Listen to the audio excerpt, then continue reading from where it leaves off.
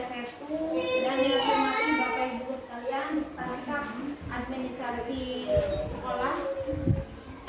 Puji syukur kita panjatkan kepada Allah atas karunia-Nya kita bisa berkumpul dalam kesempatan ini. Salawat dan salam semoga senantiasa tercurah limpahkan pada saudara kita semua Nabi Muhammad SAW. Pada kesempatan ini saya akan menyampaikan atau definisi tentang budaya positif yang merupakan salah satu tugas dari pendidikan guru penggerak. Saya termasuk calon guru penggerak angkatan 9 dengan fasilitator Bu Anissa Al-Haqodawis, kemudian mengajar praktik Ibu Dwi Yuni Astuti. Baik, sebelum kita mulai definisi ini, kita awali dengan membaca basmalah bersama-sama. Bismillahirrahmanirrahim. Pada aksi nyata ini, yaitu materi pada modul 1.4, saya akan menyampaikan tentang budaya positif. Mungkin kita semua sebenarnya sudah tidak asing dengan nama budaya dan nama positif, ya. Jadi satu budaya positif itu ternyata memiliki makna dan nilai yang sangat urgent, yang sangat signifikan dengan kalau kita kaitkan dengan pendidikan, dengan tujuan pendidikan, terutama pendidikan karakter. Kalau dilihat dari konsepnya, konsep budaya positif itu ada satu, perubahan paradigma belajar. Nanti kita bahas satu persatu. Yang kedua, disiplin positif. Yang ketiga, motivasi perilaku manusia. Yang keempat, kebutuhan dasar manusia. Yang kelima, posisi kontrol restitusi. Yang keenam, keyakinan kelas. Yang ketujuh, segitiga restitusi. Nah, yang 7 aspek ini, 7 konsep ini coba kita bedah hari ini sehingga setelah selesai kegiatan diseminasi ini kita semua bisa mencoba mengimplementasikannya di dalam pembelajaran kita masing-masing. Kita dapat mengaktualisasikannya di sekolah kita dengan harapan kedepannya kita semua bisa menjadikan peserta didik kita tumbuh dan berkembang sesuai minat dan bakatnya, tumbuh dan berkembang potensi dan kompetensi dirinya sesuai masa yang dia alami di masa yang akan datang. Sehingga konsep-konsep ini akan menjadikan bekal untuk mereka sekaligus evaluasi juga untuk diri kita. Mohon maaf saya berbicara di sini bukan berarti saya sudah paham seutuhnya, bukan berarti saya sudah mampu mengimplementasikannya. Justru di sini kita bahas bareng bagaimana cara mengimplementasikannya, seperti apa, dan kalau misalnya di antara kita sudah ada yang menerapkan, apa masalahnya. Nah, masalah ini kita cari solusinya bersama sehingga ke depan bisa dilaksanakan secara baik. Yang pertama, di dalam membudidayakan atau di dalam mengembangkan budaya positif yang harus kita lihat, yang harus kita implementasikan adalah adanya perubahan paradigma belajar. Perubahan paradigma belajar. Jadi kalau kita sudah ngomong paradigma berarti berkaitan dengan pemikiran, ya, berkaitan dengan pola pikir. Yang dimaksud pembelajaran paradigma baru itu yaitu dirancang berdasarkan prinsip pembelajaran yang berdiferensiasi sehingga setiap peserta didik belajar sesuai dengan kebutuhan dan perkembangannya untuk mewujudkan profil pelajar Pancasila. Di tingkat SMP, guru mata pelajaran itu kan ada yang mengajar di kelas 1 sampai kelas 7 sampai kelas 9. Kalau kita berarti kalau kita hitung satu rombel 4 kali 3 12. Berarti sudah 12 rombel. Kali aja 20 siswa, sudah 240 sekiranya. Nah, dari 240 ini kita siapkan pembelajaran yang berbeda. Pembelajaran berdiferensiasi itu pembelajaran yang mengutamakan atau menyampaikan merancang pembelajaran itu berdasarkan kebutuhan peserta didik. Mana yang masuk ke kebutuhan peserta didik, mulai dari profil belajarnya, minat bakatnya, kesiapan belajarnya. Itu yang harus kita amati. Ketika itu sudah kita teramati, baru kita bisa merancang pembelajaran yang berdiferensiasi. Contoh kecilnya deh, misalkan kita lihat dari profil belajar anak peserta didik kita itu, ada yang gaya belajarnya visual, ada yang gaya belajarnya auditori, dan ada yang kinestetik. Maka kita siapkan konsep pembelajaran kita harus mencakup itu semua. Tujuannya adalah kita kembali ke tujuan pendidikan Ki Hajar Dewantara sampaikan, bahwa menuntun bakat, menuntun kodrat anak untuk mencapai keselamatan dan kebahagiaan setinggi-tingginya. Jadi masing-masing anak itu sudah punya kodrat, sudah punya minat dan bakat, kita tinggal menuntun saja. Nah, menuntunnya ini dengan apa tadi? Menyesuaikan pembelajaran sesuai dengan keinginan mereka, sesuai dengan gaya belajar mereka, sesuai dengan minat mereka.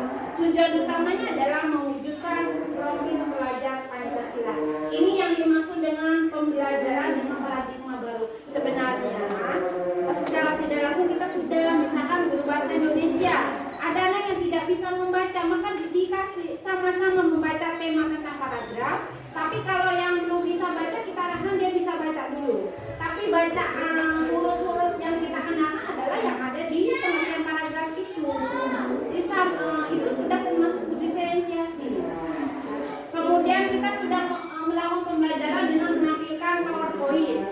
Kemudian dengan diskusi, dengan main peran atau role playing, itu sudah termasuk berdiferensiasi. Hanya berdiferensiasi yang sudah kita laksanakan memang belum sebetulnya. Ini termasuk satu paradigma pembelajaran baru. Yang kedua, dalam mewujudkan budaya positif itu adalah adanya disiplin positif. Ada ya disiplin negatif. Ini yang dimaksud disiplin positif itu makna yaitu kita seringkali memaknai disiplin itu sesuatu yang dilakukan seseorang pada orang lain untuk mendapatkan kepaduan yang berakibat ketidaknyamanan. Ini berkaitannya dengan aturan. Kadang anak ketika saya disiplin daripada saya ditegur, daripada saya dihukum, itu biasanya kata-kata yang keluar dari rata-rata anak seperti itu.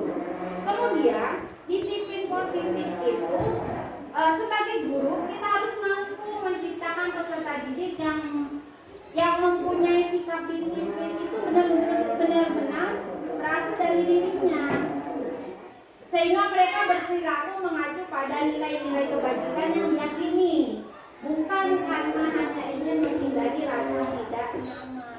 Kira-kira kalau sekolah kita masih masuk mana nih? Sudah seperti ini belum anak-anak kita? Belum ya, belum. Nah, belumnya ini bukan satu kegagalan kita Bapak Ibu, bukan. Tapi justru belumnya ini satu hal yang perlu kita bahas bareng. Seperti apa supaya anak-anak itu jangan sampai mereka melakukan karena ketakutan atau karena ingin mencari posisi aman. Tapi kita coba mereka itu melakukannya benar-benar kan dalam dirinya, benar-benar hanya mengacu pada nilai kebajikan yang diyakininya. Saya kalau datang tepat waktu, saya kalau pakai baju seragam sesuai aturan, saya kelihatan rapi, saya akan bagus. Jadi bukan karena ingin mendapatkan penghargaan dari guru, ataupun bukan karena takut kena hukuman. Ini harapan kita, harapan ke depannya ya.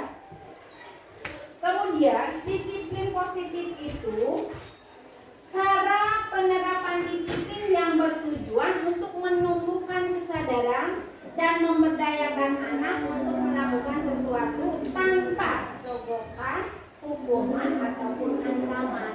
Berarti yang dimaksud disiplin positif ini kita coba pertama mereka sadar bahwa itu memang harus mereka lakukan dari dirinya sendiri. Kemudian kita sadarkan mereka bahwa melakukan sesuatu itu, melakukan satu kedisiplinan itu bukan karena ingin dapat hadiah ataupun karena perlu. Ini yang coba kita budayakan di kalangan anak-anak, juga di kalangan kita sendiri, gitu ya. Kadang kita juga ada udang di balik bakwan kan kalau melakukan sesuatu itu. Kadang-kadang. Ya. Yang berikutnya, dalam menerapkan budaya positif itu ada yang mempengaruhinya, yaitu motivasi perilaku manusia. Jadi kita bisa melihat anak-anak itu berperilaku karena apa? Kita berperilaku karena apa? Kalau dilihat dari teori, ini kita berbicara teori ya, yang disampaikan oleh Dian Gosen. Yang pertama, bahwa ternyata kita melakukan sesuatu itu untuk menghindari ketidaknyamanan dan hukuman. Yang kedua, untuk mendapatkan imbalan atau penghargaan dari orang lain. Yang ketiga, untuk menjadi orang yang mereka inginkan dan menghargai diri sendiri dengan nilai-nilai yang mereka percayai. Dari 3 teori ini cukup mempengaruhi terhadap budaya positif. Karena tadi kemungkinan masih banyak orang yang motivasi perilakunya 2 ini, 1 dan 2. Untuk yang 3 masih jarang. Ketika saya ngomong masih jarang, berarti sudah ada. Termasuk anak-anak kita dalam mentaati peraturan sekolah, dalam bersikap disiplin, ada juga yang memang sudah dari motivasi yang ketiga. Tinggal nanti kita bagaimana mengembangkan supaya anak-anak itu mencapai kepada motivasi yang ketiga tadi. Motivasi itu sendiri merupakan satu kondisi internal. Berarti internal itu dari dalam ya, yang membangkitkan seseorang untuk bertindak, mendorong seseorang untuk mencapai tujuan tertentu, dan membuat individu tersebut untuk tetap tertarik dalam kegiatan tertentu. Berarti kalau lihat dari sini, kita perlu kira-kira apa Bu yang harus kita lakukan ke anak-anak? Perlu nggak motivasi? Perlu. Berarti kita punya kesempatan atau harus mampu memunculkan motivasi anak, baik dengan kegiatan ataupun dengan hal yang lain, karena sangat berpengaruh. Di mana berpengaruhnya di sini? Membuat individu tersebut untuk tetap tertarik dalam kegiatan tertentu. Anak kalau sudah jangan anak kita juga ya, kalau tidak tertarik kan malas. Apalagi anak. Berarti poin penting dari motivasi itu adalah bagaimana kita mengembangkan, menumbuhkan motivasi itu terhadap anak. Kemudian kalau dilihat dari perilaku manusia itu sendiri, motivasi itu terdiri ada 2, ada dari eksternal dan juga internal. Jadi ada 2 sisi yang mempengaruhi motivasi. 2 sisinya harus kita kenali dengan harapan ketika memang dari satu sisi kurang, maka sisi lain kita perkuat. Yang pertama dari motivasi eksternal, peserta didik biasanya melakukan disiplin karena takut, menghindari hukuman atau mengharapkan penghargaan. Ini realita nggak Pak Ibu? Iya.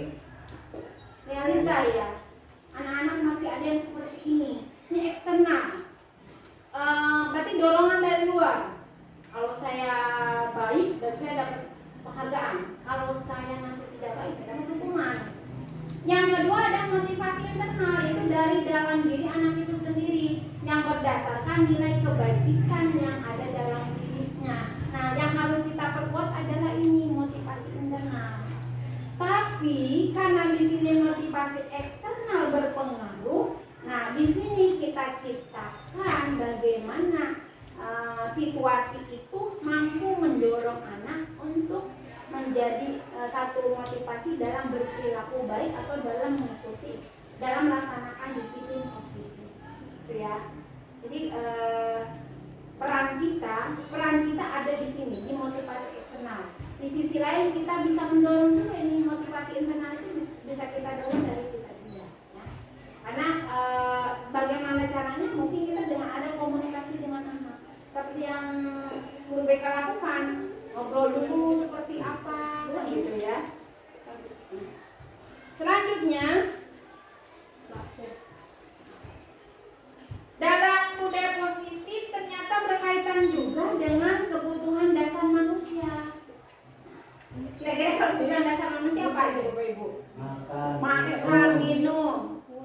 Bahagia nggak dengan makan minum? Bahagia Bu. Giring. Healing. Kalau saya bilang jangan hangout deh ya. Kudu eta pesan. Bisa nggak stres? Iya. Ternyata inilah kebutuhan dasar manusia. Kebutuhan dasar manusia itu ada bertahan hidup. Nah, buat bertahan hidup berarti tadi apa? Makan, minum, healing gitu ya. Pinjam uang gitu ya. Berarti kalau untuk anak-anak, kalau untuk peserta didik bertahan hidup itu bagaimana dia mampu dia mampu mempertahankan eksistensi dirinya di kalangan teman-temannya. Itu kebutuhan hidup. Dan juga, nah yang kemudian kasih sayang dan rasa diterima. Nah ini peserta didik di sekolah, di lingkungan sekolah itu harus merasa bahwa dia disayangi dan ada rasa diterima. Kira-kira bagaimana nih Bu prakteknya? Kayak prakteknya itu kita memperhatikan anak itu guru itu memperhatikan siswa. Memperhatikan siswa. Jadi kalau dimana kita sayang anak, berarti kita harus kalau anak itu salah kita harus menegur. Ya. Tanda sayang kita. Berarti menunjukkan rasa sayang kita ya. Kalau untuk membuktikan ada rasa diterimanya dia, bahwa saya diterima di saya diterima di sekolah oleh bapak ibu guru saya, oleh teman-teman saya. Apa yang harus kita lakukan terhadap anak itu? Dia diakui kalau ada apa kita ajak itu anak bicara. Diperhatikan. Ini dari Bu Beka gimana nih? Biar anak itu rasa diterima. Ternyata ini kebutuhan mereka yang mungkin acap kali kita abaikan. Bukti penerimaan kita kan kadang mereka beda-beda ya. Makanya tadi butuh dengan adanya butuh adanya identifikasi kebutuhan peserta didik ini. Ternyata mereka butuh rasa diterima. Tadi sayang sama seperti kita sayang ke anak, kita perhatikan mungkin mulai dari bagaimana kabarmu gitu, tanya kabar gitu ya. Kemudian bentuk diterimanya misalkan apa? Bahwa dia diterima gitu di sekolah ini, diterima dalam Surat. ada surat kelulusan. Mungkin bentuk diterimanya lebih kepada bahwa ketika pembelajaran di kelas, apapun jawabannya kita hargai, apapun pendapat dia kita terima. Ada kan kita suka, kamu mah jawab salah. Jangan suka ngomel Bu. Jangan lirik ke saya, liriknya ke saya. Jangan ngomel, cuma bilang awal. Nah itu dia ya. Berarti bentuk penerimaan kita sangat dibutuhkan oleh peserta didik kita. Ternyata ya bentuk penerimaan kita. Kemudian kebebasan. Berarti kebebasan yang masuk di sini mungkin kebebasan yang memang tetap beraturan. Ya, tetap beraturan ya. Kebebasan dalam berpendapat. Kebebasan apa lagi? Mengekspresikan diri gitu kan. Kayak kita kan sekolah sudah memberi kebebasan apa? Kebebasan untuk mengekspresikan diri, eksplor diri di kegiatan ekskul. Tuh, itu beri kebebasan untuk kamu sukanya di bidang apa. Sama dalam pembelajaran pun bisa. Misalkan, Bu saya mau kasih diskusi, mau presentasinya dalam bentuk gambar, silakan. Itu merupakan bentuk kebebasan. Kemudian kesenangan. Ini yang paling didambakan semua orang ya, kesenangan. Tinggal kita kategorikan kesenangan peserta didik dalam pembelajaran itu seperti apa. Kira-kira apa kesenangan peserta didik dalam pembelajaran? Apa? Senang ice breaking. Ice breaking, berarti dalam sela pembelajaran ada ice breaking. Apalagi kalau berkaitan nilai, gimana senangnya biasa mereka? Kuis. Seneng banget sekolah Kuis. Dapat duit kalau menjawab tuh. Dapat Dapat nilai yang bagus ya. Jadi ternyata pemberian nilai kita terhadap anak itu pun merupakan satu kebutuhan dasar anak. Misalkan maksudnya gini, ketika anak itu memang nilainya kurang bagus, tidak kita jatuhkan. Ketika nilai anak itu memang bagus juga tidak terlalu kita angkat berlebihan. Jadi semuanya mendapatkan senang. Kamu saat ini mendapatkan nilai 50, ke depannya pasti bisa lebih bagus. Jadi itu ada satu kesenangan yang bisa kita berikan kepada peserta didik kita. Ya,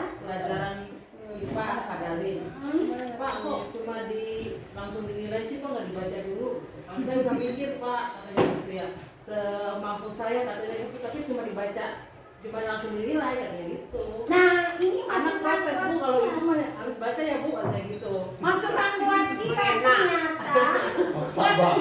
kesenangan mereka itu. Maksudnya kan mereka udah mikir gitu ya, Ya. mikir sekuat kemampuan mereka, tapi pas ketika dinilai bener sama itu, guru, Kera. langsung nilai 80 atau 85 gitu. Iya. Itu kan memperhatikan. Terutama kalau ada coretan ya. Kalau saya biasanya lingkari, berarti yang di lingkar itu ada satu kekurangan tempatan gitu ya. Nah itu Mungkin pada nah itu masukan kita. Ya. dari kelamaan, baru kata jawabannya.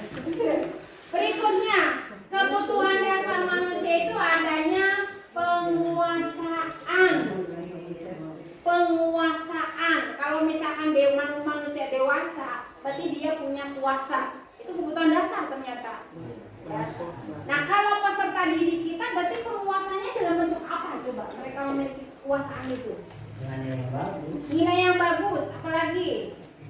Ketika mereka mempelajari materi hari ini, maka mereka akan senang. Nah, ada mereka memiliki penguasaan materi yang dipelajari. Bisa sendiri. Kemudian kekuasaan di sini kita memberikan kekuasaan kepada mereka. Bagaimana mereka belajar di dalam kelompok, silakan kamu mau seperti apa belajarnya. Karena kita benar-benar menuntut. Hanya memberikan rambu-rambu, misalkan diskusi. Ini yang harus didiskusikan tentang pengertiannya, dalilnya, contohnya. Nah ini adalah bentuk penguasaan yang ternyata itu adalah kebutuhan dasar manusia, kebutuhan dasar peserta didik yang perlu kita perhatikan. Sampai sini ada yang perlu dibahas? Kita orientasinya kepada peserta didik dan pembelajaran kita ya Bapak Ibu. Pembelajaran di kelas maupun di Berarti sekolah. masalah diferensiasi ya? Hampir sama ya? Berdiferensiasi. Bukankah diferensiasi itu kita ibaratnya kayak struktur dalam, kalau di kelas kan struktur bagian pengurus kelas ya. Itu berarti kalau kita sistem mengajar, diferensiasi itu bagaimana sistem kita pengajaran kita, materi kita, terus menyampaikan materi kita ke anak, bukan kayak gitu. Ya, sama. Jadi diferensiasi itu ada tiga strategi cara penyampaian. Diferensiasi produk ini kita benar-benar harus siap alatnya. Kalau misalkan harus mau bikin video, berarti anak harus bawa HP misalkan seperti itu. Makanya ini semua kita rancang di awal pembelajaran. Idealnya kita berbicara ideal ya. Kalau berbicara kembali ke kita belum seperti itu nggak masalah. Yang penting ini idealnya seperti itu. Siap kedepannya kita coba persiapkan seperti itu. Kita masuknya ke ini di berikutnya adalah ada posisi kontrol restitusi. Ini yang harus kita perhatikan ya, bahwa ternyata di dalam restitusi itu posisi kontrol itu ada sebagai penghukum. Nah, kita nanti posisi kita ada di mana nih? Sebagai penghukum, sebagai membuat rasa bersalah, atau sebagai teman, atau sebagai pemantau, atau sebagai manajer. Ini setelah saya pelajari ternyata banyak kesalahan yang sudah saya lakukan di dalam pembelajaran, terutama dalam penanganan masalah. Sekarang kita coba lihat satu-satu pada posisi penghukum seperti apa. Ini contoh penerapan 5 posisi restitusi. Kalau penghukum itu, ini contohnya peserta didik tidak memakai atribut lengkap saat melaksanakan upacara. Kalau kita sebagai posisi penghukum, maka kan kita akan mengucapkan patuhi aturan sekolah, lalu berdiri di depan barisan. Masih kita lakukan? Masih. Berarti kita sebagai penghukum kejam tidak. karena banyak kita untuk mendisiplinkan anak banyak berbicara. Yang kedua, membuat rasa bersalah. Dengan ucapan berapa kali sih saya bilang sama kamu, saya tuh kecewa sama kamu gitu.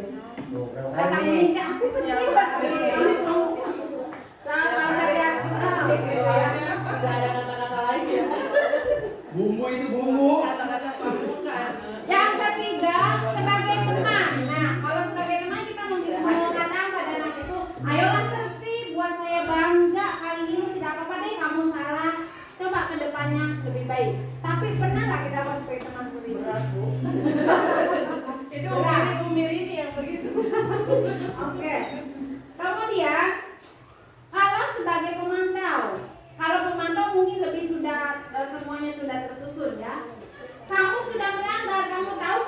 aturan dan konsekuensinya itu akan kita ucapkan.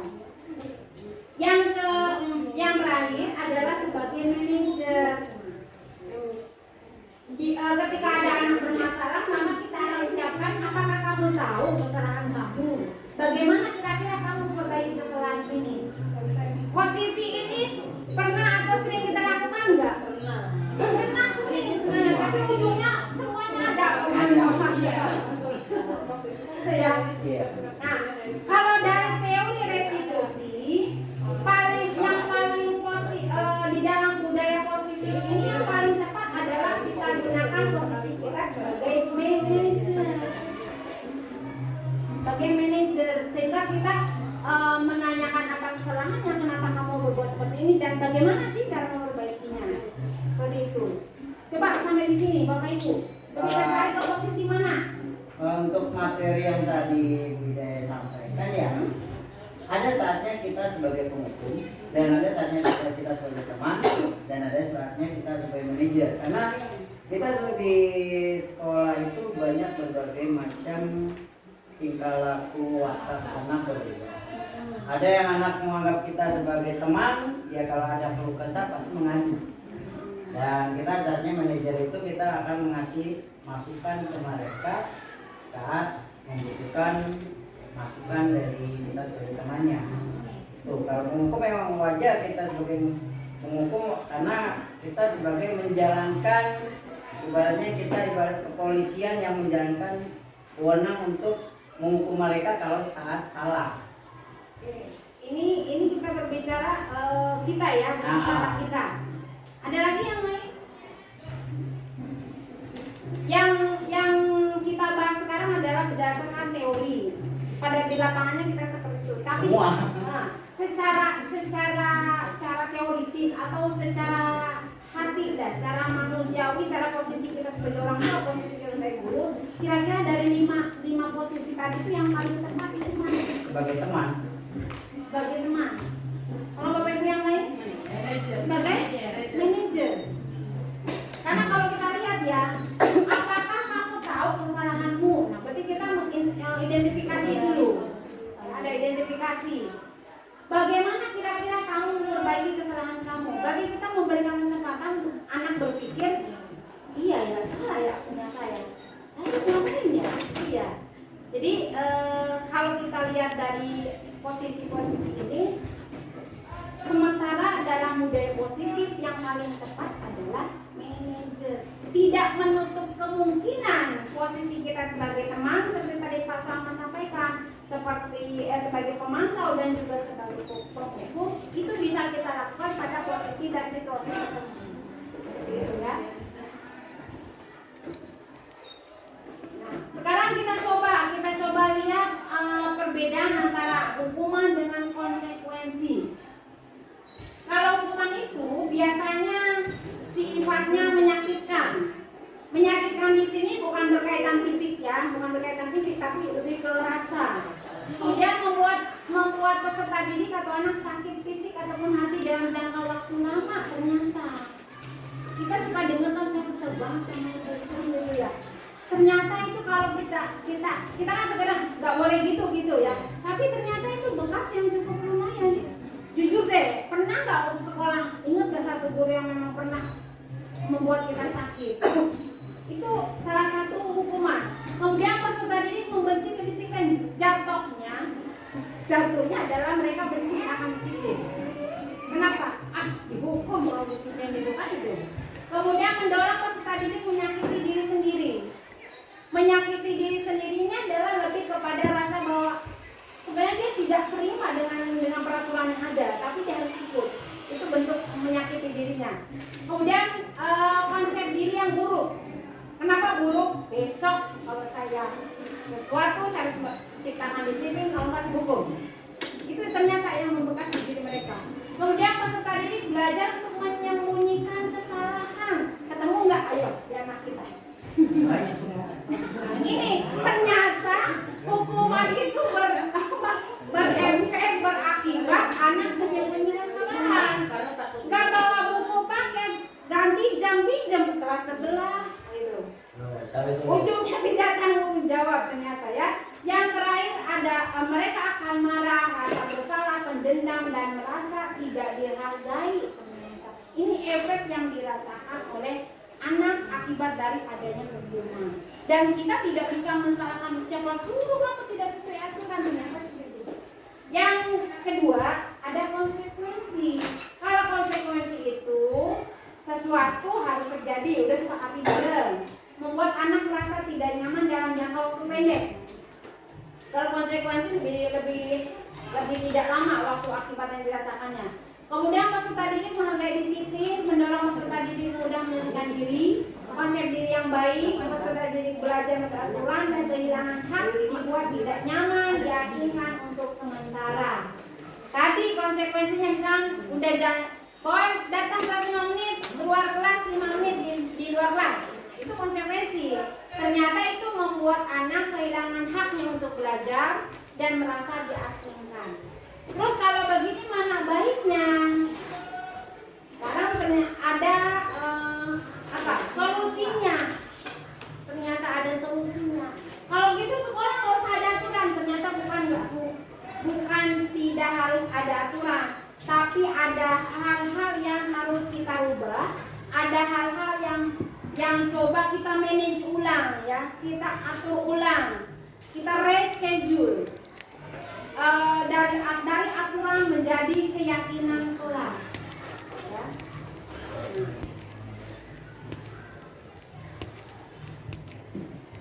Keyakinan kelas itu adalah nilai kebajikan atau prinsip universal yang disepakati bersama, secara universal. Kalau peraturan, saya tanya, kalau peraturan ketika disampaikan itu yang buat bareng-bareng apa satu pihak? Bareng-bareng. Kalau peraturan, misalkan guru dengan siswa, yang buat guru dan sekolah saja apa siswa dilibatkan? Kalau peraturan, sekolah guru sih sekolah, siswa tidak terlibat, ya. Kemudian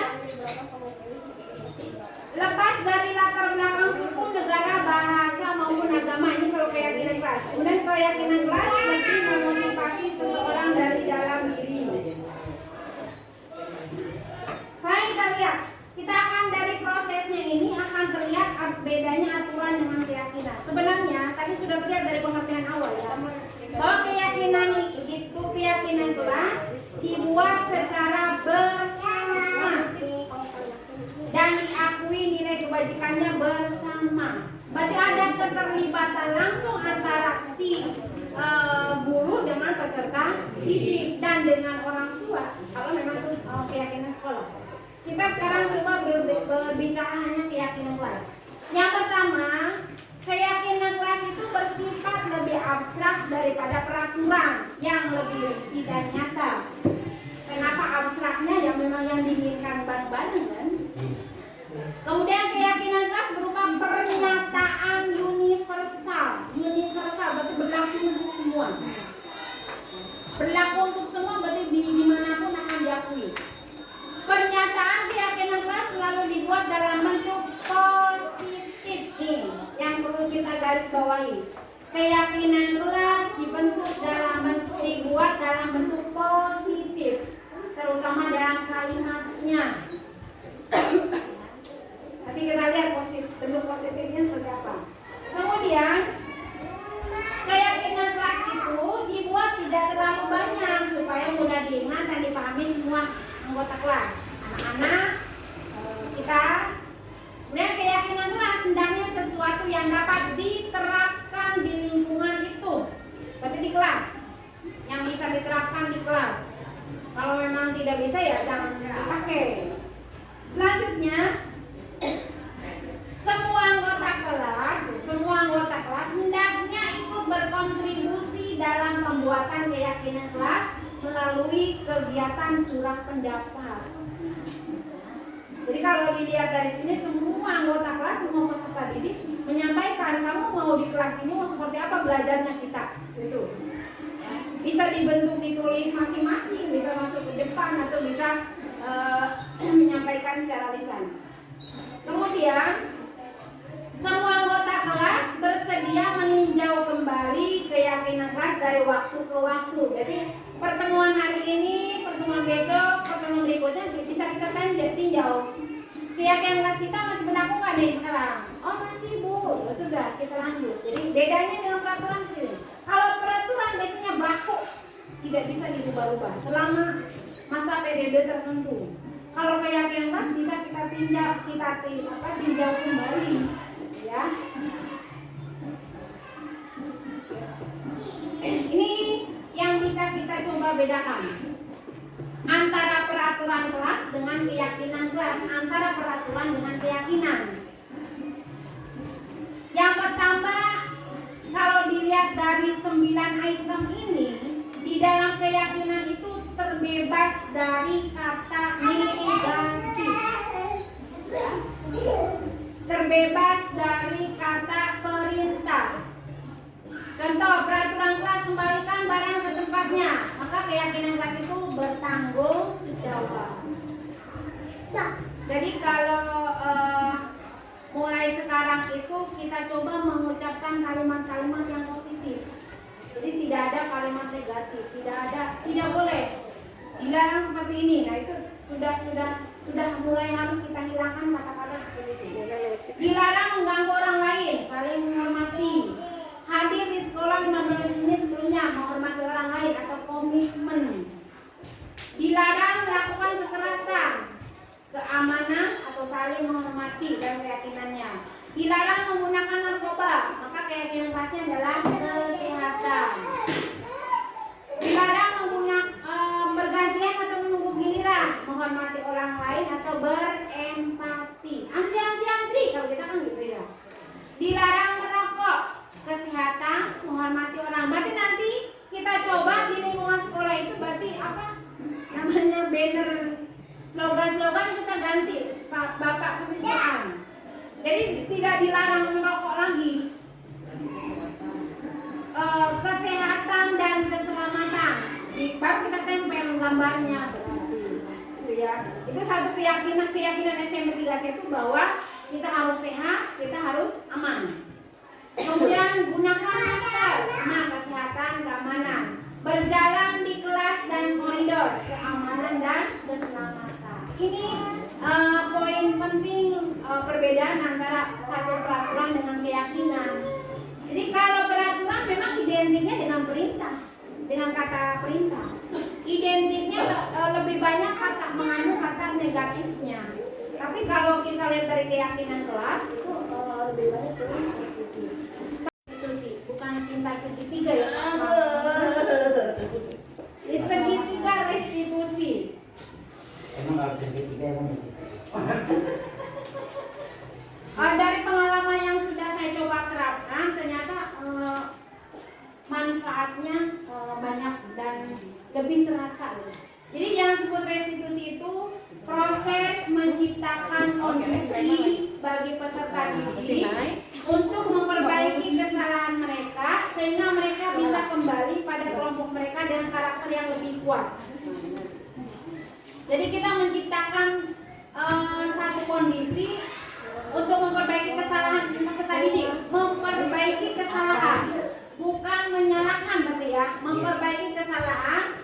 Perbaikan kesalahan ini menjadi satu karakter kuat untuk anak itu ketika kembali ke habitatnya.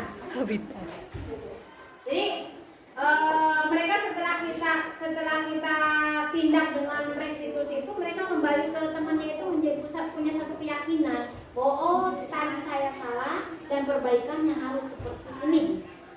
Jadi memperkuat mereka untuk tidak mengulangi kesalahannya, bahkan bisa membantu temannya untuk tidak melakukan kesalahan yang sama. Ini tujuan dan maksud dari restitusi.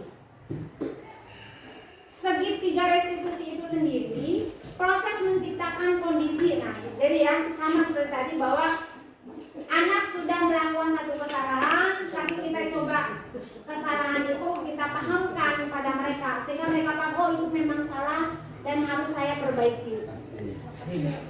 Ini adalah harapan dari segitiga restitusi. Saya kalau ngomong segitiga udah ingat kayak segitiga yang kesana ya. Ada buku kurikulum tiba-tiba nongol. Terima kasih buku kurikulum. Melalui segitiga dapat membantu peserta didik bisa lebih memiliki tujuan disiplin positif serta memulihkan dirinya setelah berbuat salah. Jadi dia akan disiplinnya ke arah yang positif dan memulihkan dirinya, maksudnya berarti mengembalikan kepercayaan dirinya, mengembalikan dirinya bahwa saya jangan ada di posisi yang salah, jangan melakukan salah yang sama. Yang kedua, membantu peserta didik untuk jujur kepada diri sendiri dan mengevaluasi dampak dari kesalahan yang dilakukan. Maksud jujur di sini, ini ya, membantu peserta didik untuk jujur kepada diri sendiri. Jujur di sini adalah mengakui setiap kesalahannya, mengakui kesalahan yang sudah dilakukan, dan mengevaluasi, dan mereka mampu mengevaluasi apa sih dampak kesalahan itu terhadap dirinya dan juga terhadap orang lain. Kemudian yang ketiga, kita juga guru bisa memberikan tawaran bukan paksaan. Dalam menyelesaikan masalah, apa yang bisa kamu lakukan untuk menyelesaikan masalah ini? Beda dengan hukuman tadi. Kalau hukuman kan bisa lebih ke paksaan, kamu harus berdiri hukuman. Tapi kalau restitusi, dalam kegiatan restitusi ini kita lebih memberikan tawaran mana yang harus kamu lakukan untuk memperbaiki kesalahan itu, gitu ya. Kemudian 3 unsur segitiga restitusi. Jadi 3 tahap kegiatan restitusi ini poin penting dari cara melaksanakan segitiga restitusi. Yang pertama, kita stabilkan identitas anak. Yang kedua, coba kita validasi tindakan mana yang salah, di mana salahnya, kenapa salahnya. Sehingga di situ ada proses berpikir bareng ya. Anak juga berpikir, emang saya salah bu? Ya sama enggak, salahnya di mana? Kemudian yang ketiga, ada menanyakan keyakinan. Kamu kalau sudah seperti ini mau bagaimana? Ya. Penjelasannya ini. Yang pertama yang dimaksud menstabilkan identitas itu atau stabilis the identity, bisa nggak ada yang nggak salah bacanya, yaitu mengubah identitas anak dari orang yang gagal karena melakukan kesalahan menjadi orang yang sukses. Nah ini yang kadang meluput dari perhatian kita. Ternyata dalam menstabilkan identitas itu kita rubah dari mereka yang tadinya melakukan kesalahan, kita ajak untuk dia merasa bersalah, kemudian kita ajak untuk bangkit dari kesalahannya. Itu tahap awal ini. Apa yang kamu lakukan? Salah nggak menurut kamu? Salah di mana salahnya? Ya. Nah kalau udah tahu salah, bagaimana sih cara memperbaikinya? Berdasarkan prinsip membuat kesalahan merupakan bagian dari proses pembelajaran. Kemudian menggeser identitas gagal kepada identitas sukses. Jadi prinsip membuat kesalahan itu kita jadikan bagian dari proses pembelajaran. Sini mereka merasa bersalah di mana salahnya. Ya. Ini tahapan menstabilkan identitas. Yang kedua, validasi tindakan yang salah. Semua tindakan manusia, baik atau buruk, pasti memiliki tujuan atau maksud tertentu. Jadi maksudnya ini, validasi ini adalah kita tanya apa, kenapa kamu begitu, kenapa kamu melakukan itu. Karena ternyata apapun yang kita lakukan, mau baik mau buruk, ternyata ada tujuannya. Sama anaknya seperti itu. Ya. Berdasarkan prinsip, setiap perilaku berupaya memenuhi satu kebutuhan tertentu. Secara prinsip, dari setiap yang kita lakukan untuk memenuhi kebutuhan kita ini. Yang kedua, seorang guru mengubah pandangan stimulus respon ke cara berpikir proaktif. Jadi biar anak mikir sendiri tuh salahnya di mana, harus di mana. Mengenali dan mengakui kebutuhan murid akan memperbaiki hubungan dengan murid. Jadi kalau kita ajak ngobrol begitu, tidak ada dendam murid sama gurunya. Bahkan, oh iya saya dendamnya dengan tindakan yang salah. Tadi misalkan ada anak membuat keributan. Nah, menurut saya tadi ya kalau ada yang tidak mengikuti keyakinan kelas, kita bisa dengan restitusi ini. Oh iya Bu, saya tadi buat ibu saya gangguin si Dera. Ternyata kita lupa itu. Iya, kira-kira ini berkawanan nggak dengan keyakinan kelas kita? Dia mikir kan? Karena kita buatnya bareng keyakinan kelas tadi, dia masih ingat. Oh iya ya, iya Bu, itu salah, tidak sesuai dengan keyakinan. Disinilah kita bisa memunculkan satu keyakinan anak bahwa saya melakukan sesuatu itu harus ada dasarnya. Ini merupakan kegiatan segitiga restitusi. Dengan 3 tahapan ini akan sangat membantu perkembangan baik secara emosi dan psikis anak dalam menghadapi satu permasalahan. Coba kalau menurut Bapak Ibu dari pelaksanaan restitusi ini, apalagi manfaat yang bisa dirasakan anak ataupun kita?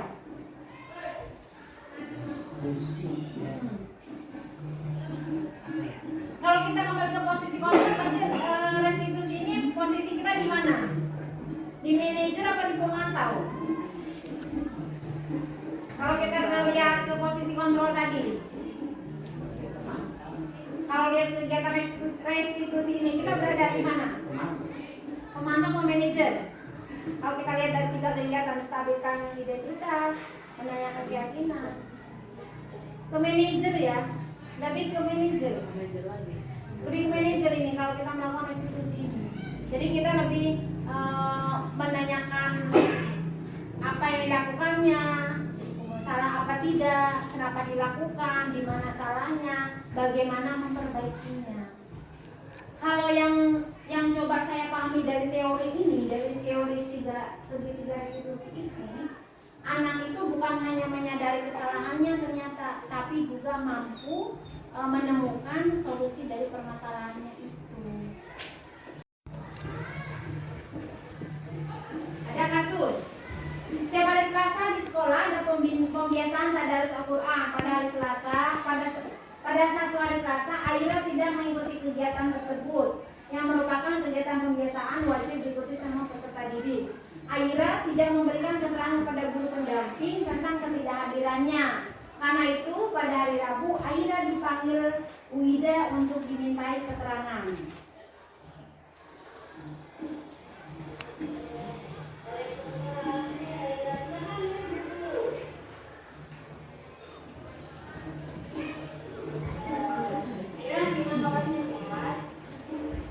Ini rangkaian kegiatan segitiga restitusi.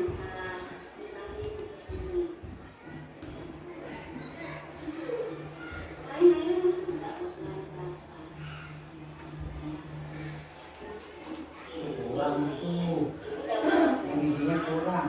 Apon,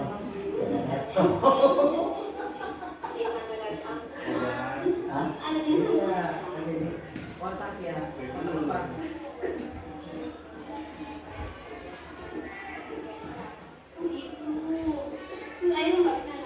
Nah ini masuk ke dalam menstabilkan identitas.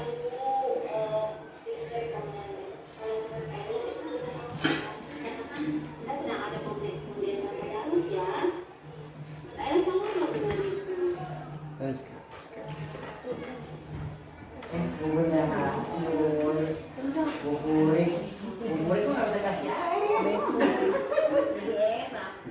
Jadi enak, jadi enak. Sinyalnya.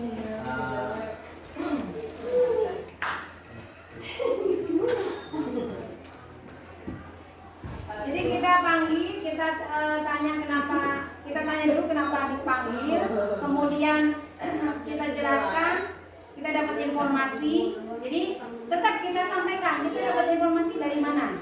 Karena anak ibu duga-duga ibu gitu kan. Jadi kalau kita punya informasi kita sampaikan tepat, mereka tahu. Kemudian kita tanya ketika sudah tahu nih, oh Aira tidak ikut tadarus, kita tanya kenapa.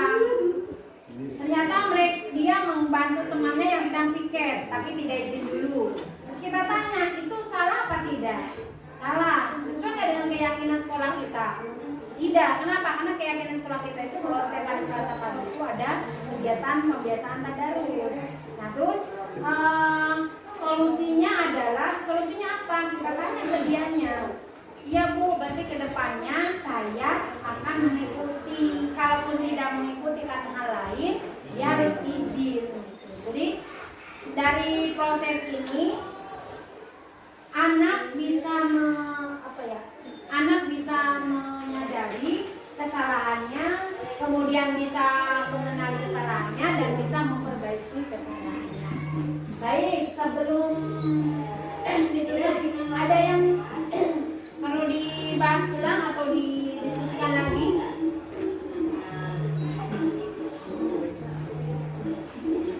Gimana masukannya coba Ibu BK?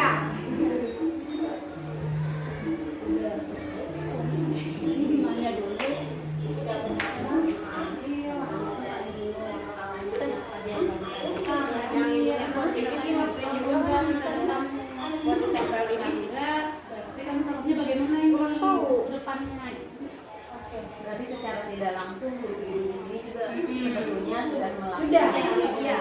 Sudah baru tahu kalau oh itu namanya segitiga. Iya.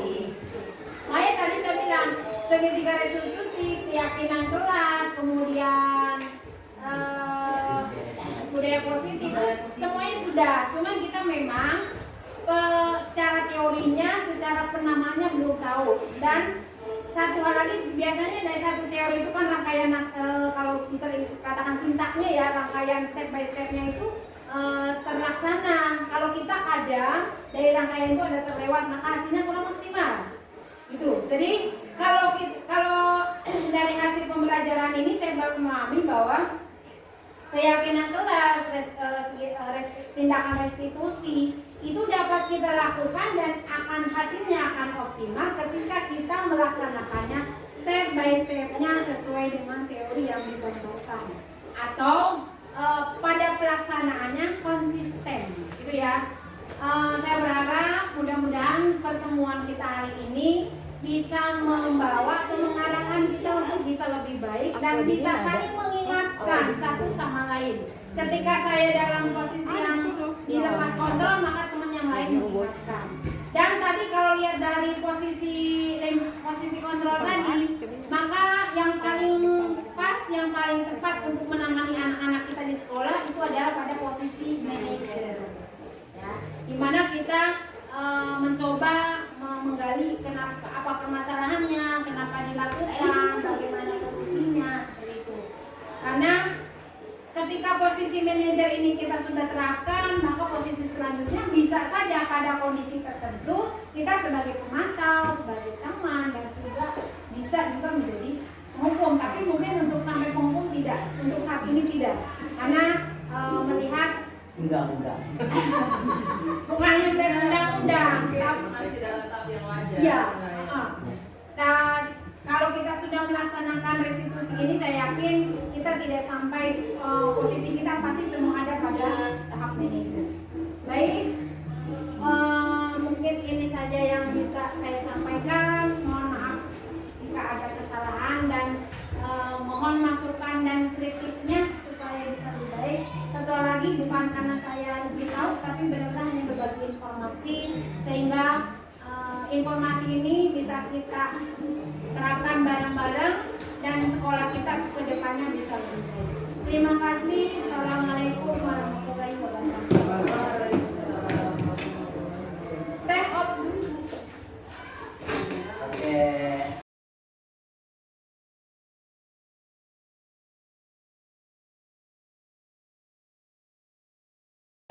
Assalamualaikum warahmatullahi wabarakatuh.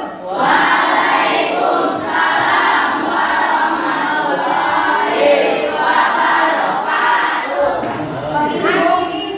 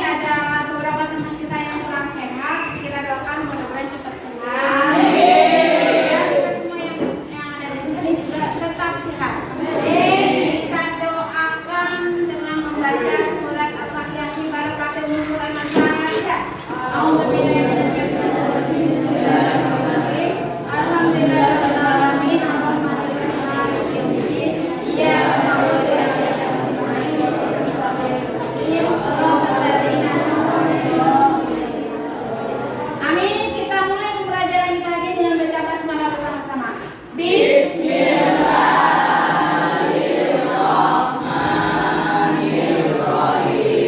Seperti biasa, sebelum kita mulai pembelajaran, kita coba bikin dulu satu keyakinan kelas. Oh maaf, beberapa keyakinan kelas. Ada yang tahu apa itu keyakinan kelas?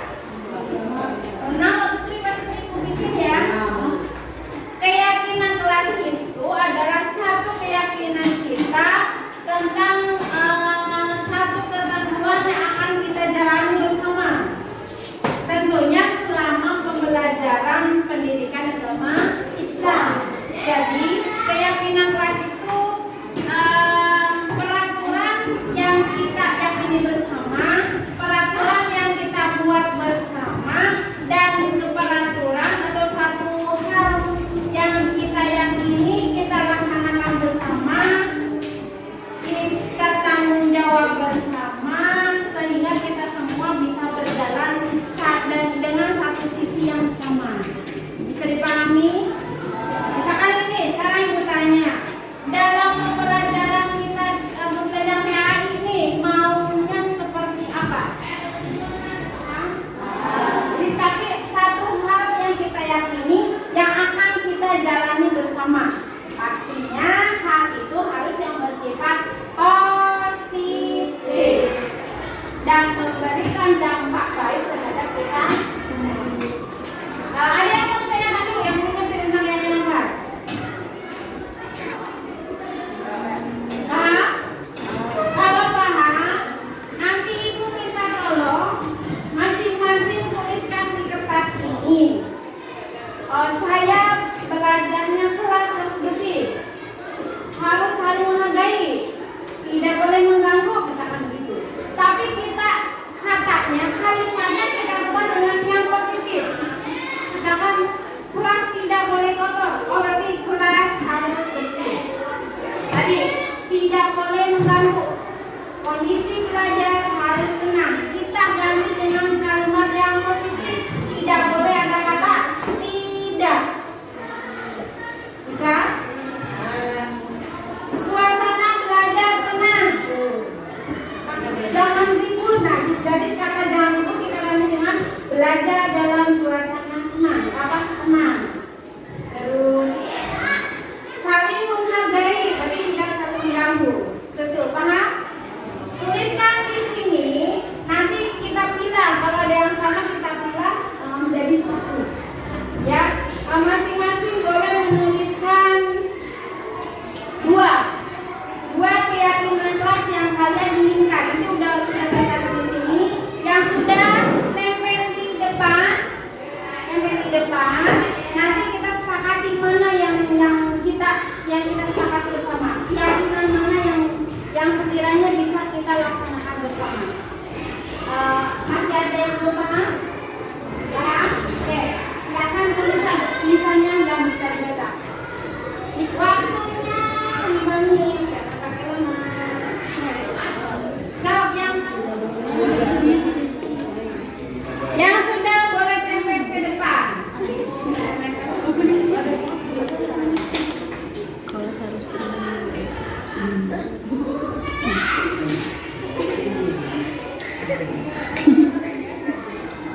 Ibu kan juga Ada spidol? ada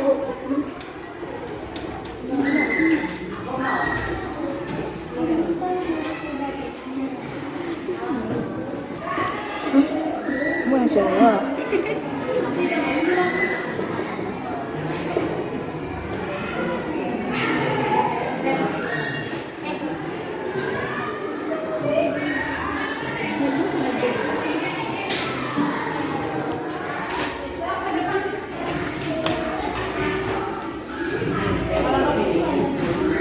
Sudah wajib ya.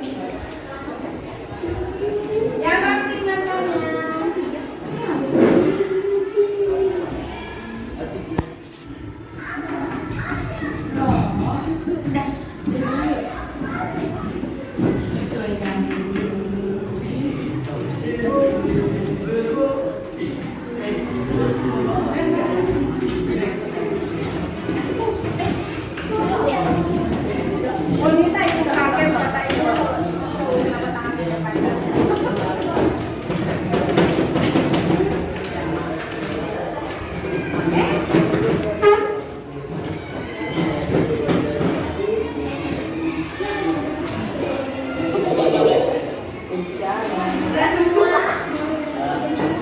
Auri belum? Ya.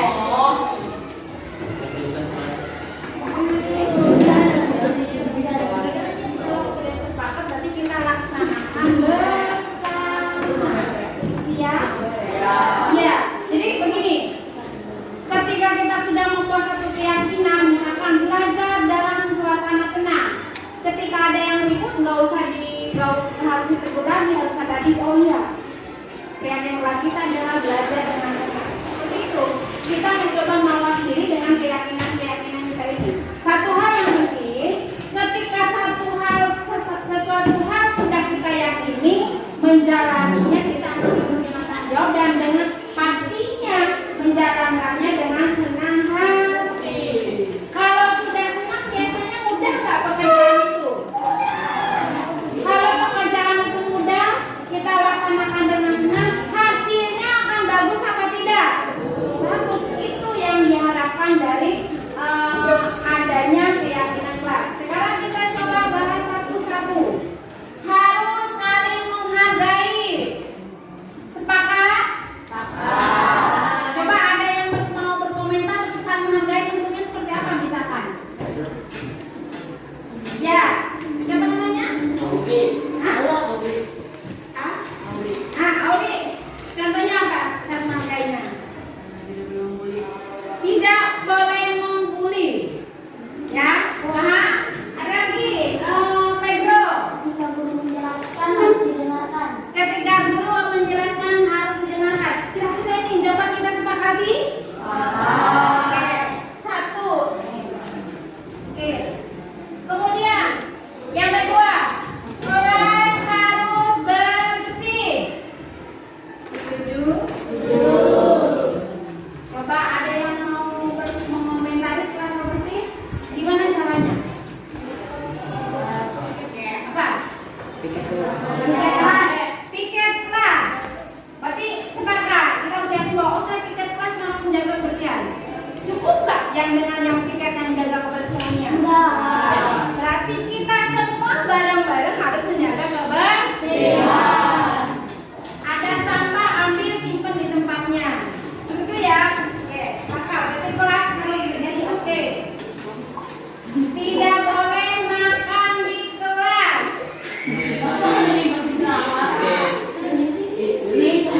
Sepakat ya? Maaf, ini masih ada kata tidak boleh. Berarti masih masuk ke ini ya, ke kebersihan ya. Kalau makan biasanya ada. Harus saling menghargai sudah masuk. Berikutnya, belajar dengan tenang sudah masuk yang tadi. Kelas bersih sudah masuk.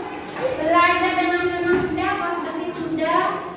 Tenang, setiap jam belajar ada guru yang menerangi harus diam dan tenang sudah masuk. Tidak boleh mengobrol saat guru menjelaskan. Ini masuk ke saling menghargai ya. Saling menghargai udah masuk. Harus memperhatikan ketika masuk. Saling menghargai. Belajar dengan tenang. Belajar dengan disiplin. Belajar dengan suasana tenang dan tentram. Dan banyak apa? Ayo, barisan sini memberikan pendapat. Belajar dengan tenang dan tentram. Ada kata tentram di sini. Apa? Belajarnya. Belajarnya harus tenang. Bentuk-bentuk tenang sama tentramnya gimana? Tidak ngobrol. Damai. Oke, berarti masuk lagi ya. Terus kelas tenang, kelas saling mengerti, saling menghargai, kelas damai, bersih, tidak saling ganggu teman masuk, belajar disiplin. Ini tentram sudah masuk, kelasnya nyaman sudah masuk, kita bersama membuang sampah tempatnya masuk, kelas bersih, suasana kelas tenang belajar dan saling menghargai, jangan berisik ketika jadwal pikir. Ketika jadwal pikir harus pikir. Kalau kita masukkan ke kalimat positifnya apa? Kalau menjalankan tugas itu apa namanya? Tanggung jawab. Berarti kita harus bertanggung jawab terhadap tugas. Berarti di sini gimana tadi?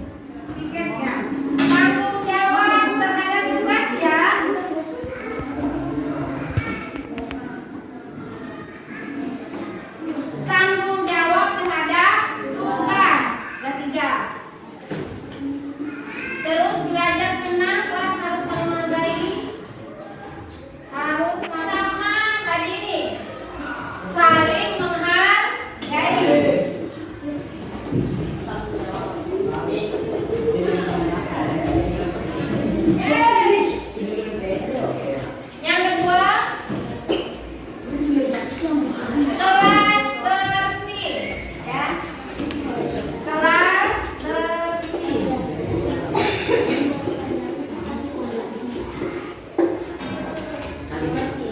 Yang ketiga, belajar dengan tenang dan tentram. Suasana belajar, ini ya. Belajar dengan tenang dan tentram.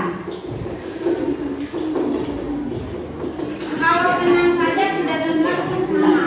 Jadi tenang dan tentram. Yang kedua, tanggung jawab.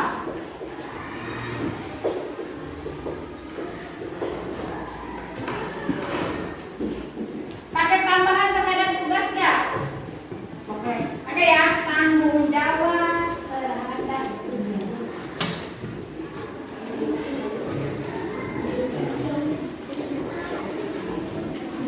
Tepuk tangan untuk kita semua.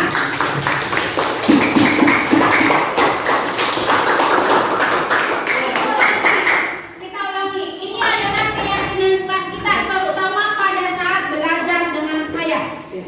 Ya, pada saat kita belajar pendidikan agama Islam, pertama kita harus saling menghargai dengan siapapun itu. Jangan lihat ras, suku, kata atau apapun. Kemudian ketika ada yang berbicara, maka kita biarkan minta berbicara, kita mendengarkan. Ketika guru menjelaskan, kita dengarkan.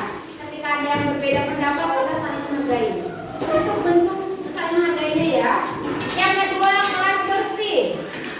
Hari ini alhamdulillah bersih, tapi ke depannya harus bersih. Kita coba semua tertata rapi kelasnya ya. Tertata rapi. Yang ketiga, belajar dengan tenang dan tentram, tidak mengobrol gitu ya. Apalagi tidak ribut, tidak saling mengganggu. Yang keempat, tanggung jawab terhadap tugas. Jadi kalau misalnya kita diskusi, silakan berdiskusi dengan kelompoknya. Kalau ada pekerjaan rumah, ada tugas kerjakan di rumah. Kalau ada tugas di kelas, kerjakan di kelas. Ini sudah kita sepakati bersama. Ini adalah bentuk dari keyakinan kelas 7F dalam pembelajaran pendidikan agama Islam. Tepuk tangan untuk kita semua.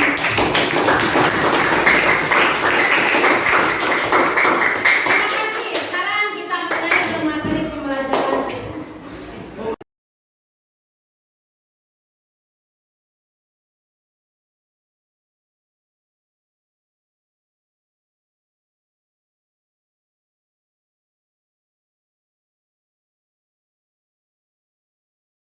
Kenalkan, nama saya Pedro, saya dari kelas 7F. Ini adalah keyakinan kelas 7F yang akan membuat kita belajar lebih tenang dan senang. Halo, nama saya Oliver Johnson dari kelas 7F. Saya setelah bikin keyakinan kelas, belajar saya lebih tenang dan tentram. Hai, saya Nita Lestari. Setelah membuat keyakinan dari kelas 7F, saya merasa seru. Jika membuat apa-apa, kita punya keyakinan bersama. Halo, nama saya Nilam. Saya rasa membuat keyakinan sangat dibutuhkan, terutama di pelajaran PAI untuk mencapai tujuan bersama.